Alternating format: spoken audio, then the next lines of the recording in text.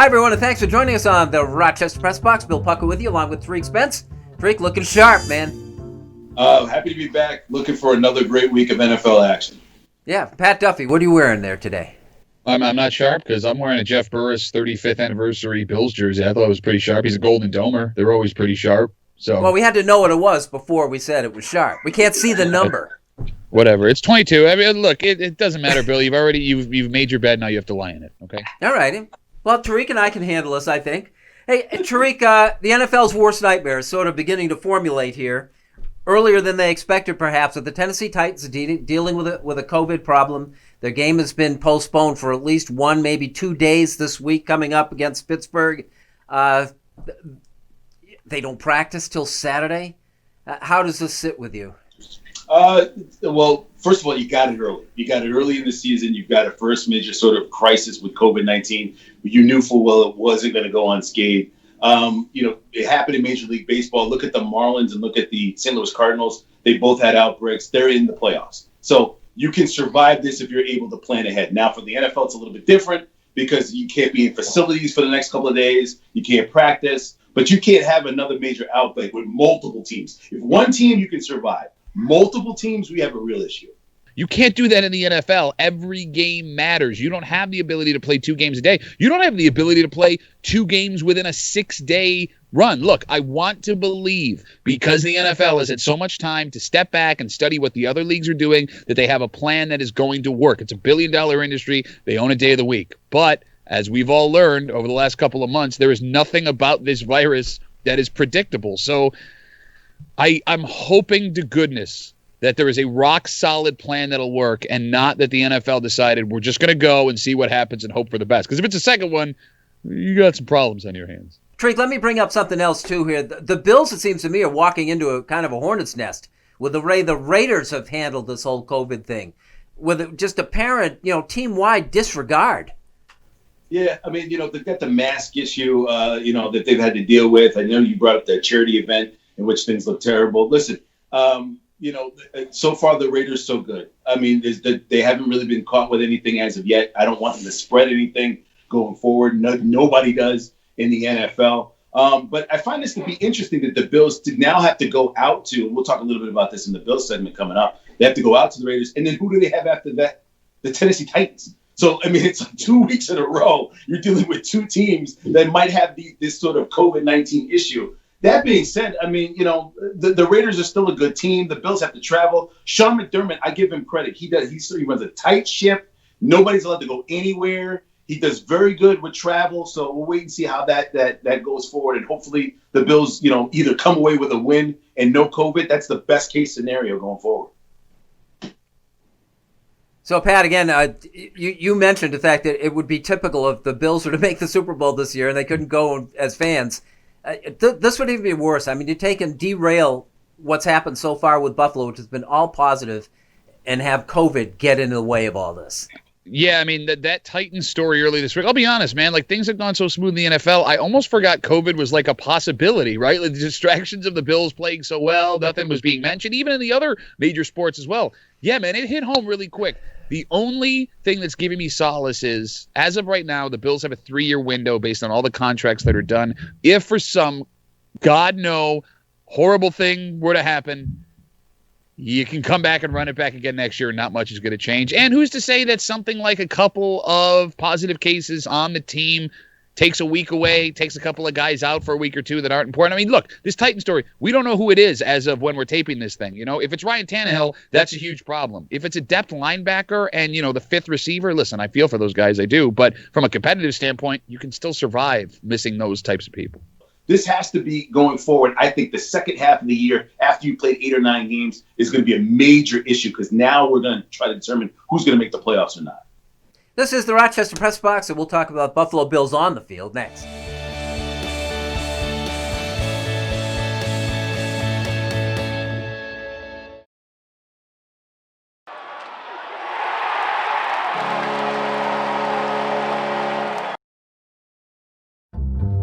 Original Bay Goodman Pizza, located on the corner of North Winton at Browncroft. There are 3 ways to get the original Bay & Goodman delivery. Go to baygoodman.com.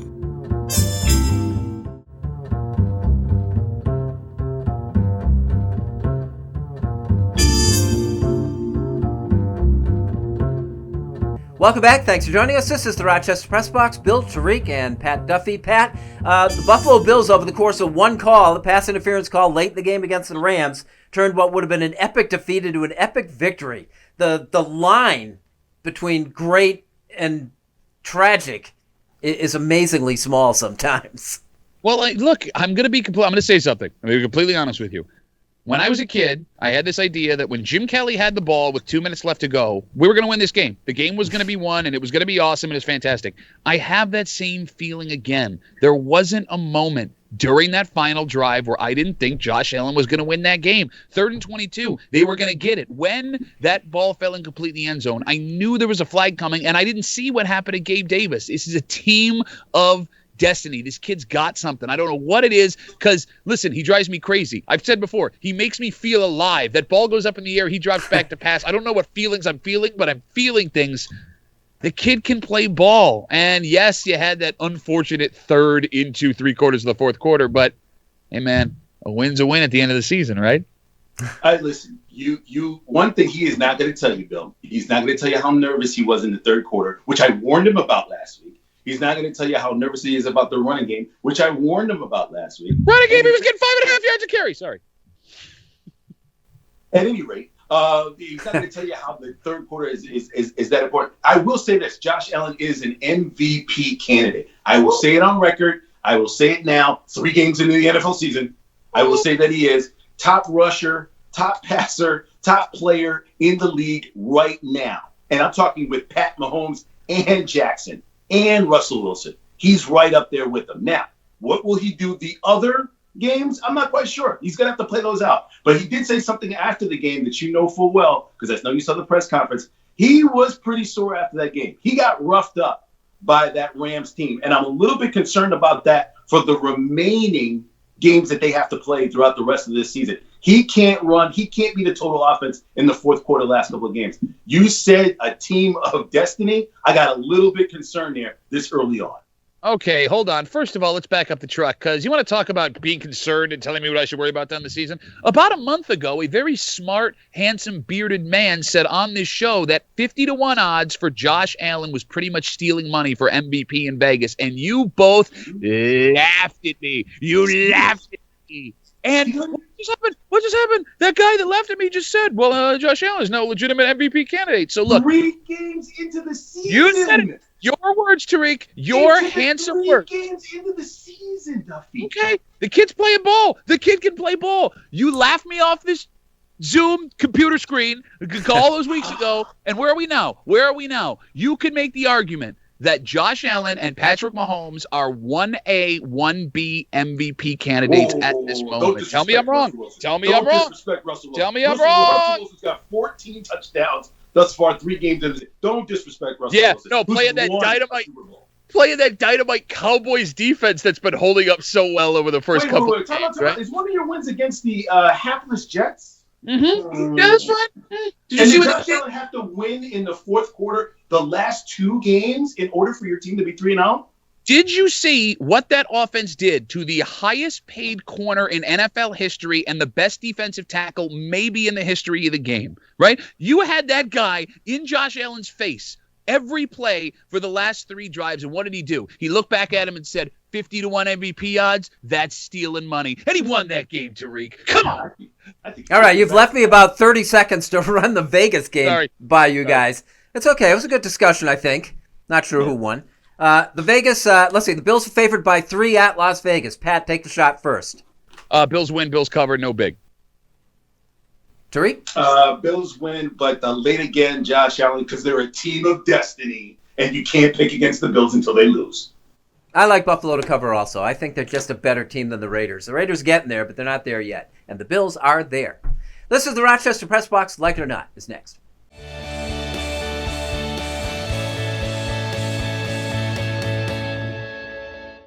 Here's the Press Box Trivia question, brought to you by Market View Liquor, where exceptional customer service meets an extensive selection. Jefferson Road at 390.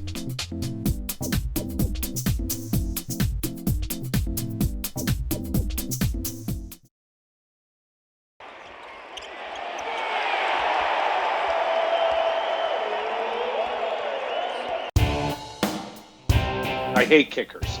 They get great glory when they make a game-winning field goal. Sorry, you've got one job to do. Do your damn job. Falcon Around with Carl Falk. New episodes every Tuesday on Rock Sports Now. Here's the Press Box Trivia answer, brought to you by Market View Liquor, where exceptional customer service meets an extensive selection. Jefferson Road at 390.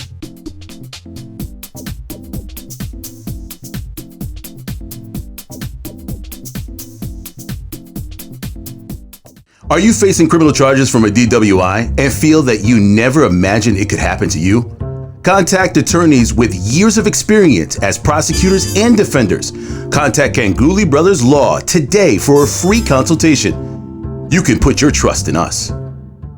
Welcome back, and thanks for joining us on the Rochester Press Box. This segment, like it or not, is brought to you by Ganguly Brothers Law Firm. If you have a legal matter, any matter, contact Ganguly Brothers today for a free consultation. All right, Tariq, let me go to you first because you seem to take offense when Pat brought up Pat Mahomes and compared him to Josh Allen. Like it or not, what the Kansas City Chiefs did to the Baltimore Ravens last Monday night. I love it. I mean, the offense looks amazing. I love the fact that you've got an offensive coordinator in Bieniemy that's amazing. You got a head coach, Andy Reid, has finally got his quarterback after all these years.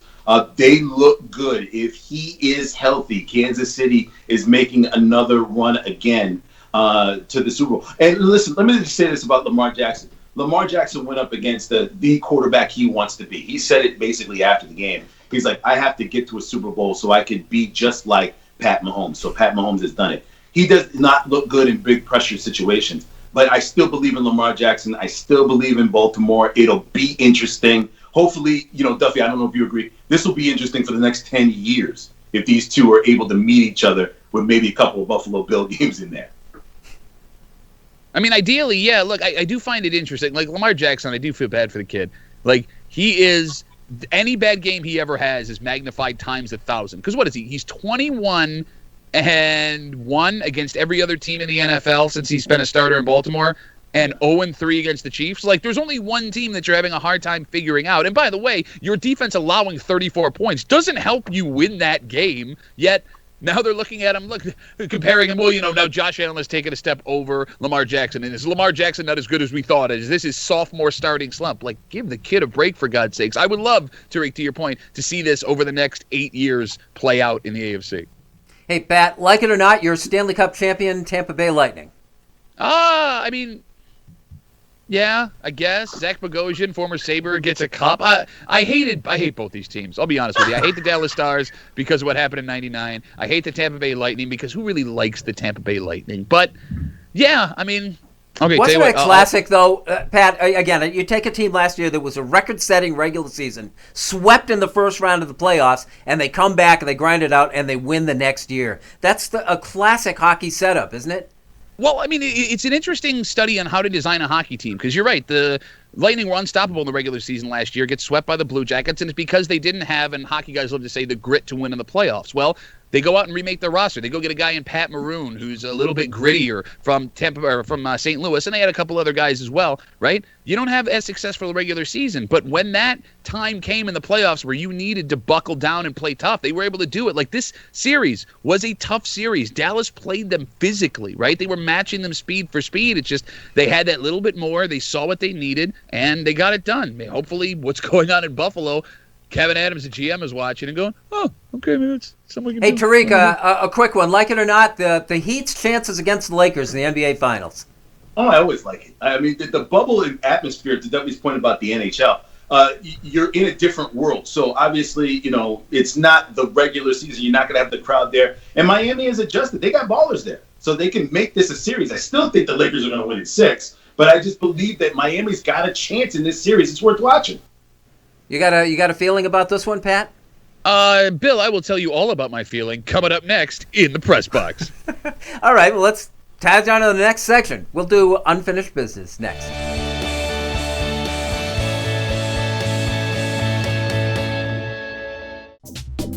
The Press Box Stat of the Week is being brought to you by McArdle's Restaurant in Fairport. McArdle's is open 7 days a week with dining available indoors and out, takeout and delivery. Come home to McArdle's.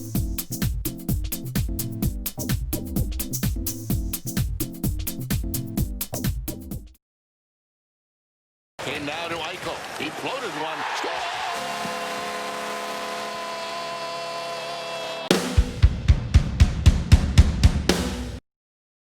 Welcome back. Thanks for joining us on the Rochester Press Box. Time for Unfinished Business.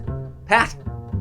You know, the NBA has had its share of villains over the last couple of years. LeBron James, a number one. Ray Allen becoming a villain in Boston after he signs with the Miami Heat, comes back, beats them, and win a championship. But we have a new kind of villain, and villain we've never seen before. It's a redemption in Jimmy Butler playing for the Miami Heat. Right as we tape this, they're about to start the NBA Finals. And Jimmy Butler is a man who was hated by everybody until like 40 minutes ago. Every team he's ever played for, the fans despised him the way that he left. And then you hear that he had issues in every single locker room he was in. And everywhere he went, he was the one that was trouble. At least that's what we thought. We assumed because, you know, the common denominator is Jimmy Butler every time. Well, Jimmy Butler got to a franchise in Miami that has a history of being very professional. You know how Pat Riley runs things. In fact, there's word that Dwayne Wade was trying to recruit Jimmy Butler to Miami all those years ago when they played together in Chicago. But something happened. Jimmy Butler is successful. Like, we knew the guy could play, but he's a legitimate professional.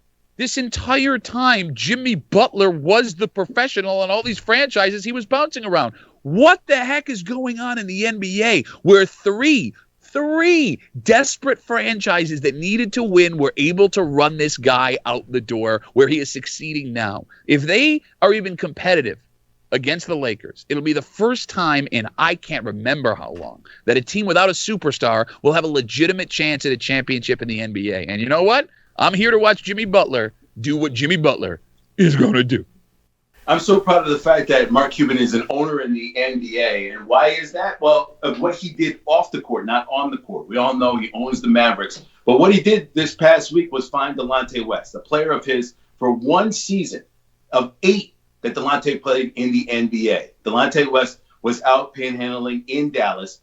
His mother looking for him. What does Cuban do? Find him, put him in a facility, get him drug treatment. All because his mother basically asked, I need you to find Delonte West. The man basically is a billionaire and runs part of Dallas. And he took it out of his time to find a player that played for him for one season to help him out and get him through a very tough time. This is the type of ownership that we need in not only baseball, football, but basketball and across every league possible. A lot of these billionaires run the town and can basically find out information and help out within their community.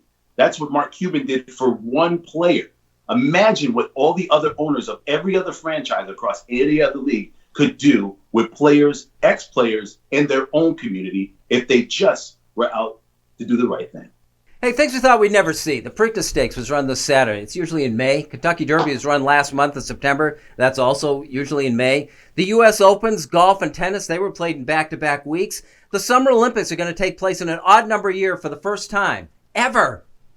Hockey and basketball, okay, they have their playoffs simultaneously. We're used to that, but not during the NFL season. And the baseball, the sport of baseball gave us last Wednesday 8 playoffs games. They never had 16 playoff teams. They gave us 8 games spanning 13 hours of constant playoff baseball action.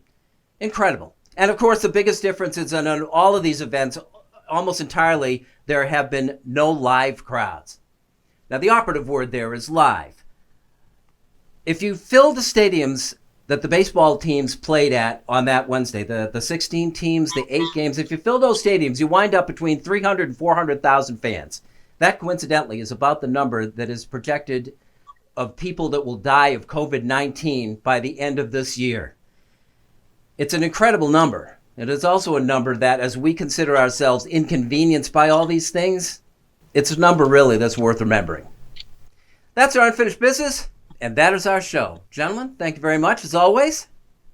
Let me give props out to Duffy for his, yours too, Bill, by the way, for his Unfinished Business. It just goes to show you that the players, when they want out, like Jamal Adams did with the Jets, they might realize where the problem is, the organization. Sure. And real quick, you brought up the Preakness, Bill. Did you hear they asked the horses what it was like running this time of year? I did not. You know what they said? What'd they say? Nay. Come on, Bill. Thank you. Thank you. Thank you. Good night. Good night, everybody. I mean, the perfect straight man. Thank you all for joining us. We'll see you next week in the Rochester Press Box.